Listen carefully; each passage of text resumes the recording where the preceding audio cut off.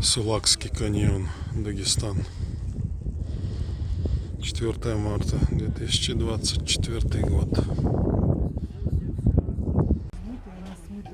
И вот машину мы оставили там, и где-то километр спустились пешком.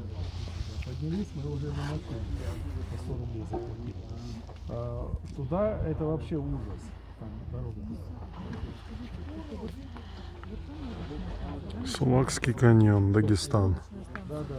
Вот какой у нас орел летит. Красавчик.